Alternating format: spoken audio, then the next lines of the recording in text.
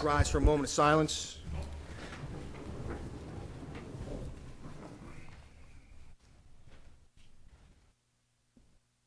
Dennis, salute to the flag, please.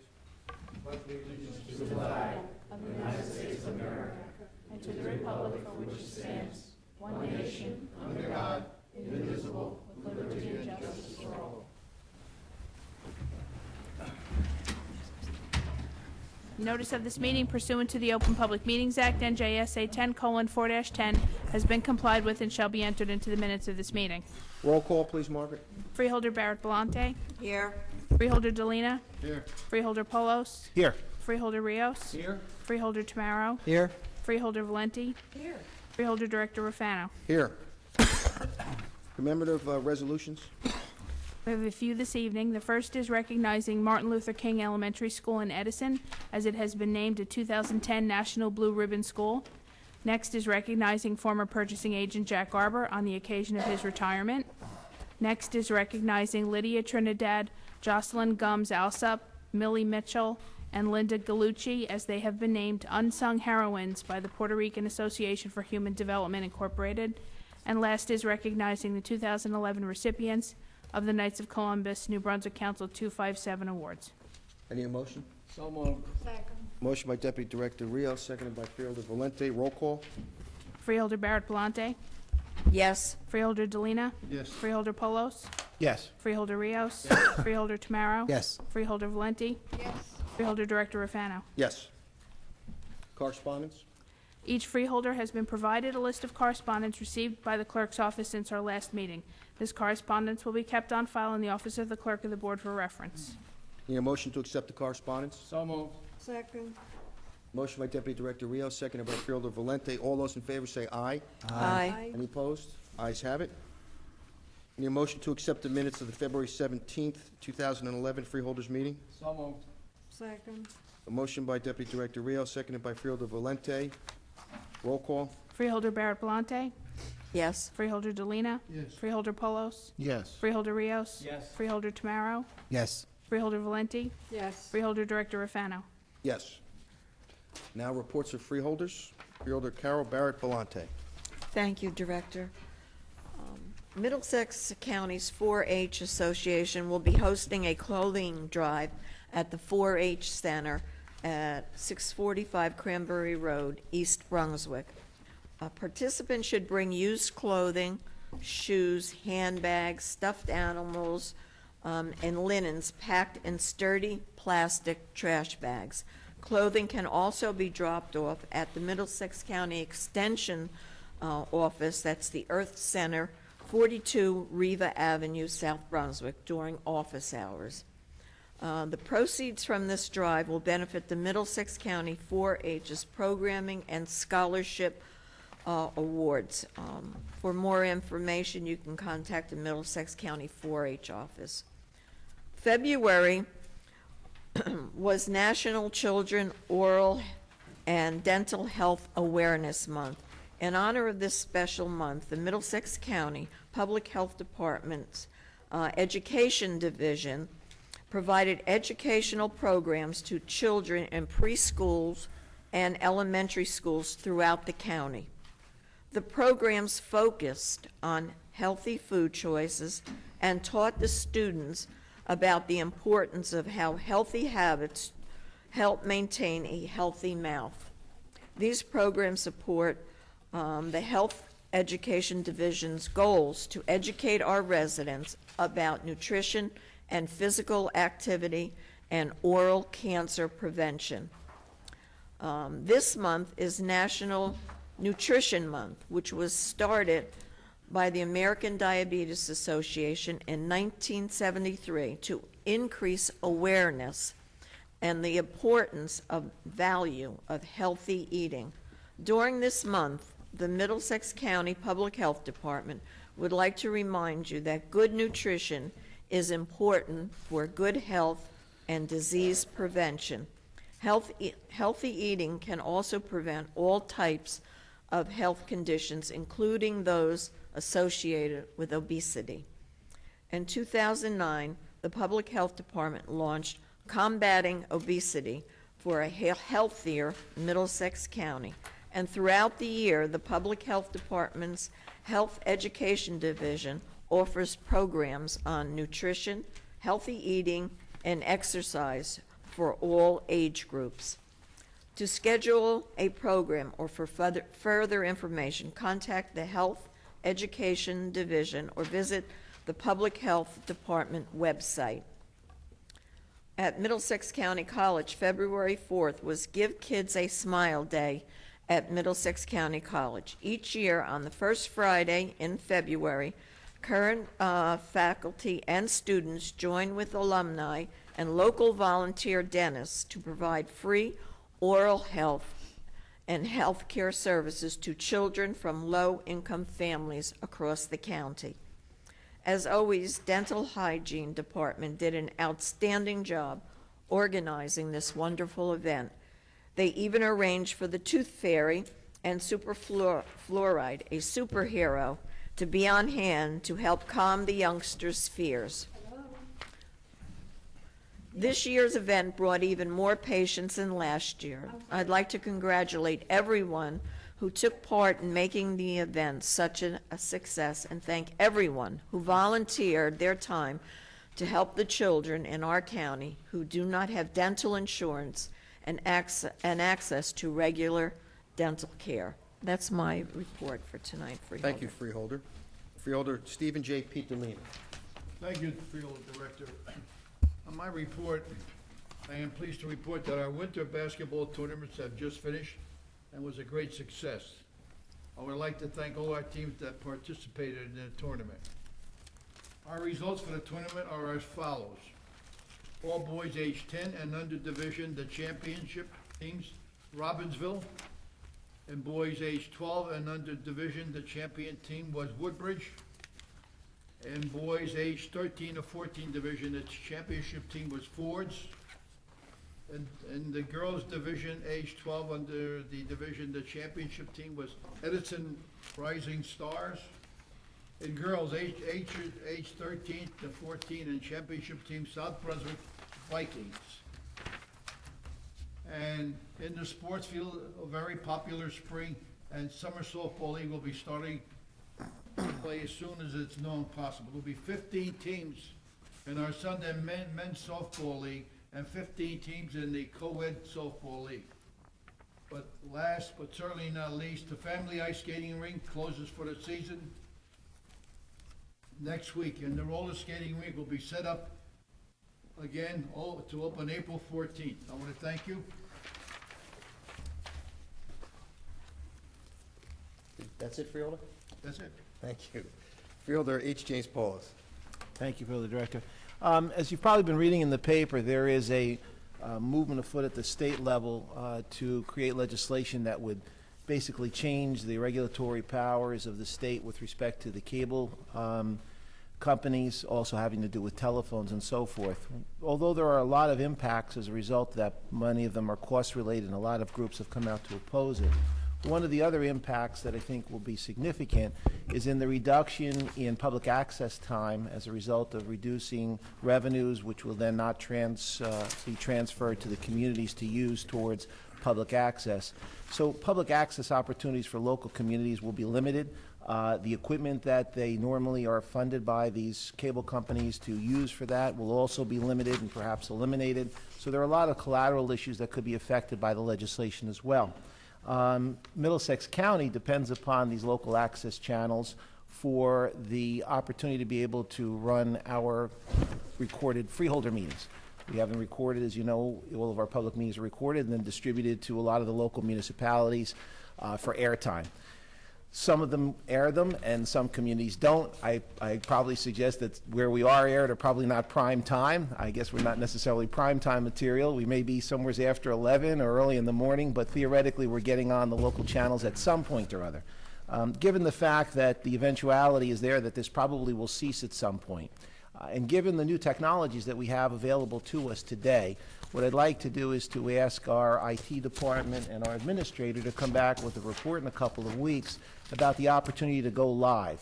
I think that live streaming of our freeholder meetings is a great opportunity for us to be able to invite the public to see what we're doing on a time-at-the-time basis.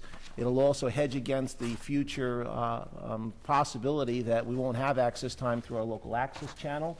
And we'll be actually one of the first in the state, if not the first in the state, to go live, be able to use our social networking opportunities to the fullest extent and give people an opportunity to really see what we do here, how we operate, make our government much more transparent, much more open to the residents of Middlesex County. So I know that it's something that can be easily done, and it's not an expensive proposition. I guess there may just be some technical applications, so I would hope you could come back to us by the next meeting and report on that, John. All right?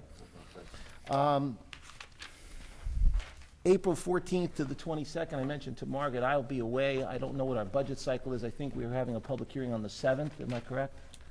Is that going to I be believe the that's adoption, night of the adoption? Yes. Attended with, okay. Yep. Another request too, maybe from finance or from John, if we could just get any update on where we're at with the budget. I haven't received anything since our last discussion about it. I hope we would have that maybe a week or so before we have that meeting so that we can have an opportunity to digest some of the recommendations and be able to look it over before we have to vote on it that night. Last item, just actually commentary. There are probably differing views on the United States' entree into the Libyan conflict.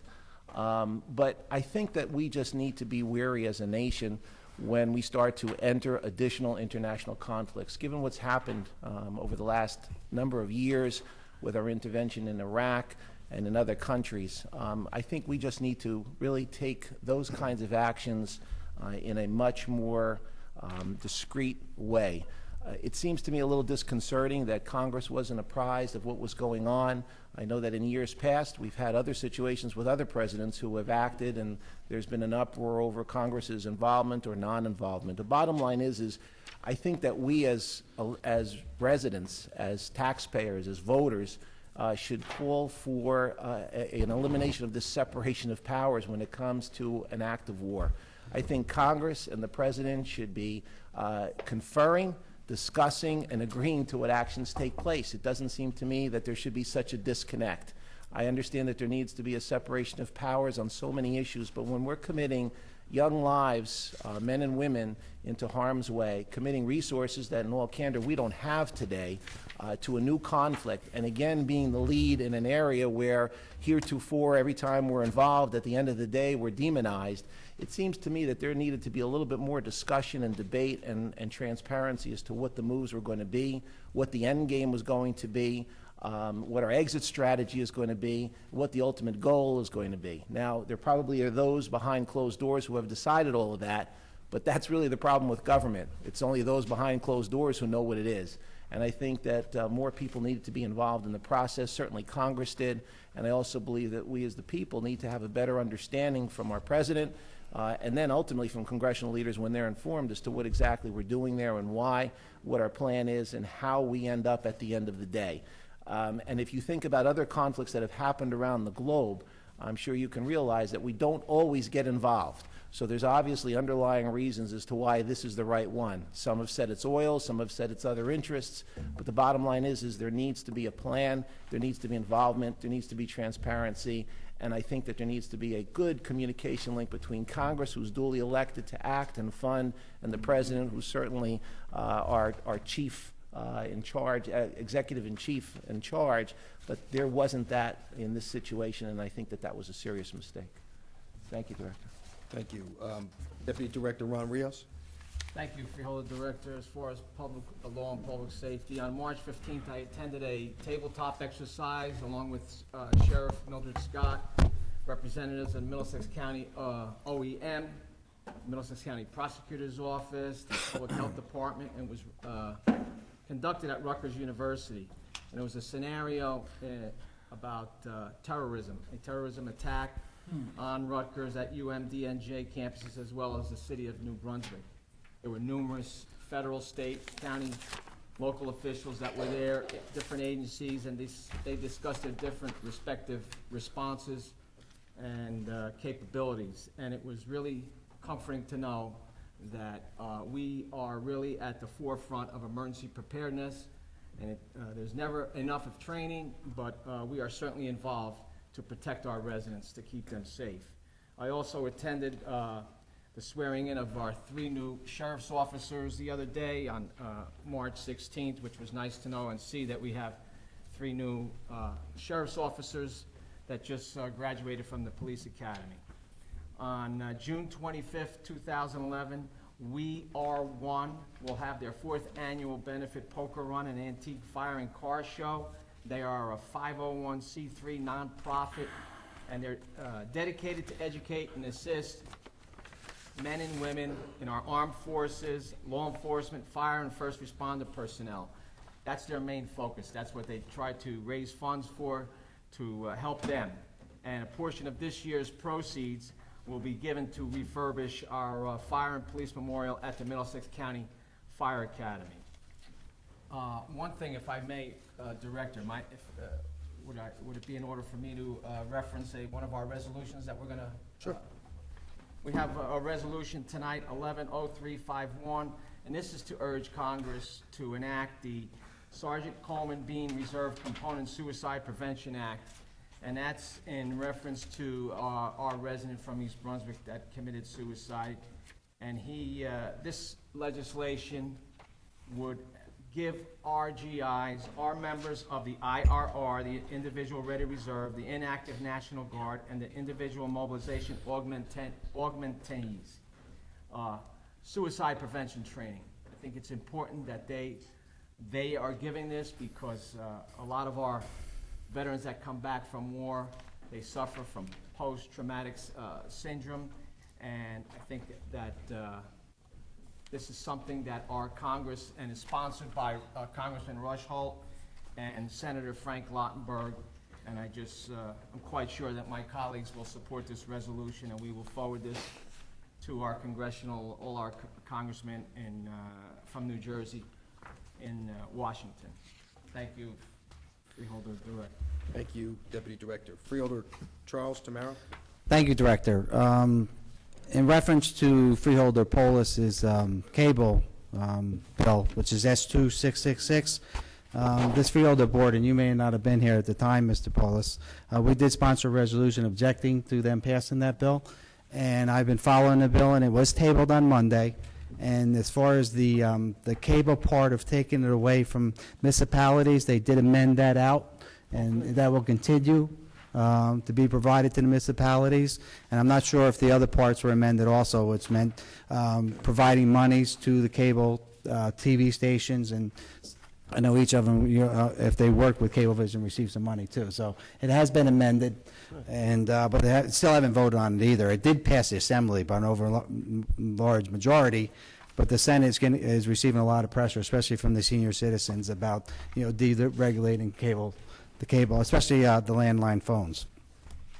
The Planning Board did meet on March 8th, and some of the highlights of the meeting and items discussed were the wastewater management plan work. The entire month of February was spent on work directly related to finishing up the draft wastewater management plan. The draft plan must be completed by April 7th, 2011, and submitted to New Jersey Department of Environmental Protection on that date. Many meetings were held with developers, community residents, and township governments to ensure that all information reflected properly on the maps, and maps were submitted to the New Jersey DEP. The staff submitted a revised draft of sewer service areas and GIS layer to the NJDEP, and changes are from the county's towns and represent extensive staff review. All changes went through rigorous county methodology to ensure that the modifications do not impact any environmentally sensitive lands or habitats. Official county letters were sent to each municipality. These letters stated that changes to the SSA requested were actually implemented. The Middlesex County Transportation, the Route 9 Corridor Transit Lincoln Studies is an initiative to the Middlesex County Planning Department Division of Transportation, which aims at promoting public transit use and reducing the reliance on automobiles throughout the study area of Sayreville and Old Bridge. The study seeks to identify the best opportunities for connecting currently underserviced residential communities within the study area to heavily traveled Route 9 bus corridor. Given the scope of the corridor study, these opportunities largely take the form of new route proposals for the Middlesex County Area Transit, MCAT, and an inter-county shuttle system with continually increasing daily ridership. The study identifies areas that show the greatest potential for utilizing augmented public transportation and in effect to findings to help justify and incorporating these areas into proposed route additions for MCAT system. It has also been found that some sections of the study area, up to 24% of commuters use transportation to get to their jobs. And we've been speaking about this next item, which is the casino revenue funding. Next year, the county is going to lose $280,000, so we really have to consider, look at other means of trying to support this shuttle system, or of course, we're going to be raising the rate again, and we don't want to try to not do that next year. Also, a comprehensive traffic study task force. A meeting at the County Comprehensive Traffic Study Task Force was held on March 3rd at the Fire Academy. David Greger was introduced as the new Comprehensive Traffic Task Force Program Coordinator. Traffic study initiatives were discussed, including activities of subcommittees, which include pedestrian study, safety, older adults traffic safety, highway memorial, traffic safety websites, development legislation, impaired and distracted driving, and seatbelt child, passenger, and bicycle safety. A mobile sign alerting motorists of the new state law to stop for pedestrians at intersections is nearing completion. One of the first locations of the sign will be at the intersection of Livingston Avenue and New Street, New Brunswick. Also, a traffic study website with links of Middlesex County traffic study activities and contracts expected to be ready at the end of this year. And the County Agriculture Development Board is currently working on 3 sites, 2 in Monroe and 1 in Cranberry, for the farmland preservation. There have been an increased number of inquiries of farmland preservation applications. Currently, they're reviewing their preliminary approval stages for the March meeting. 3 more applications are currently being assessed by the staff for approval by CADP in April. The solid waste management upcoming events.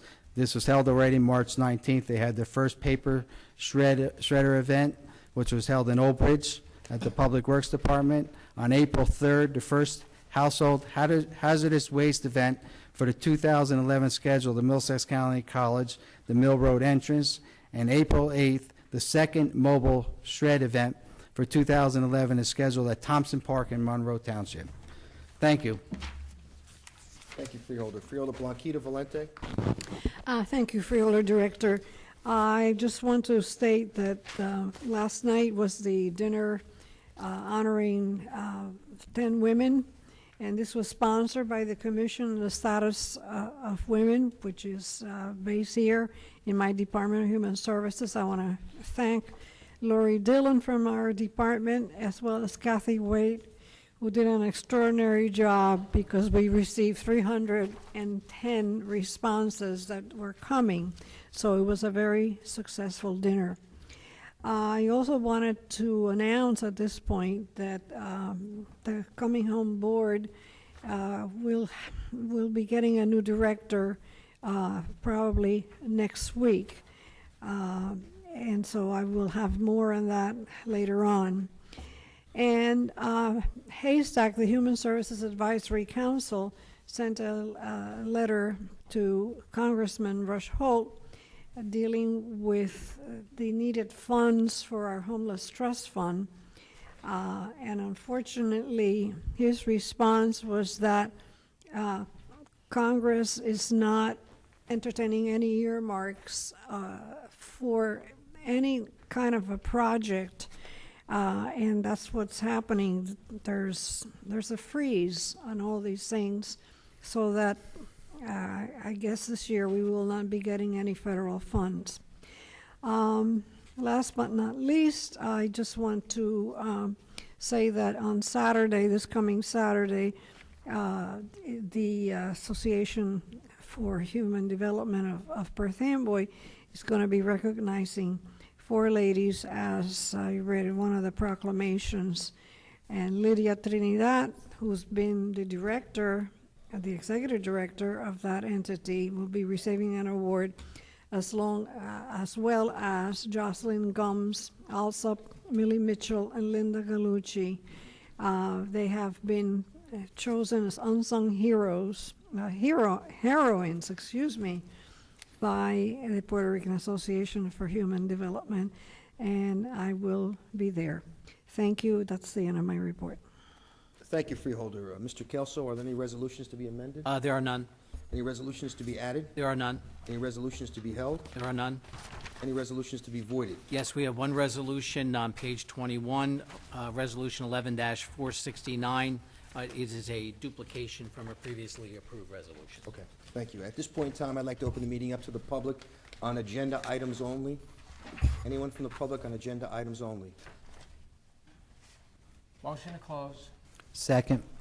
Motion to close by Deputy Director Rios, seconded by Freeholder Tamaro. All those in favor say aye. Aye. Any opposed? Ayes have it. Does any freeholder have any resolutions that they wish to be read separately? Okay, Mr. Kelso? Yes, Freeholder Director, motion would then be in order to adopt a consent agenda consisting of resolution numbers 11-350 through 11-506, excluding resolution 11-469 to be voided. I need a motion. So moved. Second. Motion by Deputy Director Rios, seconded by Freeholder Valente. Roll call. Freeholder Barrett Palante. Yes. Freeholder Delina. Yes. Freeholder Polos. Yes. Freeholder Rios. Yes. Freeholder Tamaro. Yes. Freeholder Valenti. Yes. Freeholder Director Rafano. Yes. At this point in time, I'd like to open the meeting to the public on any item. Mr. Weiner? Good to see you.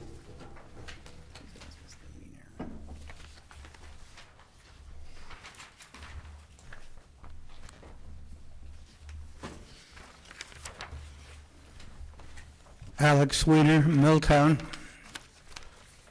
Good evening, and I just want to say that it's a real, honest-to-God pleasure to come and see you tonight after all these years. It's been a number of years since I attended my last Freeholder meeting.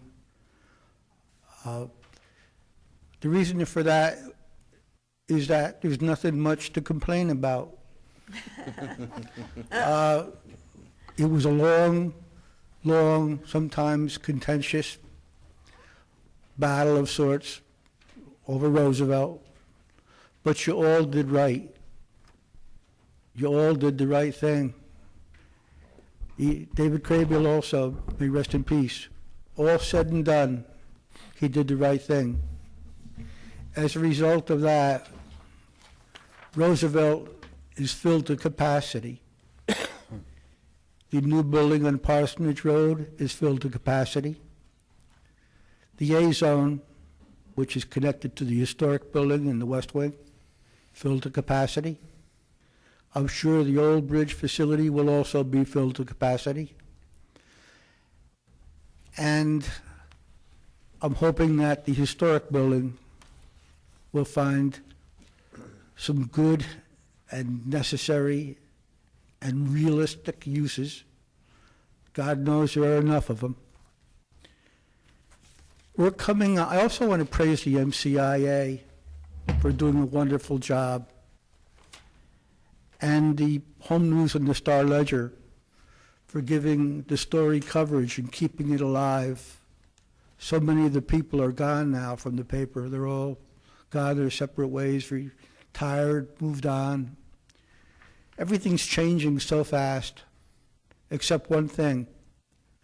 I don't think anybody will remember, but when I first came here and first began writing my crazy letters and columns to the Home News and occasional Star Ledger, it was because I believed that we were heading for times which have come to pass, which are not that different, just faster, not that different from how times were when Roosevelt, when FDR first created the concept for Roosevelt and gave the funds that were necessary to build it.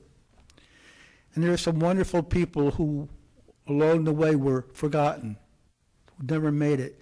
Dr. Silk is one of the people who was the first to come up with the idea of a tuberculosis hospital.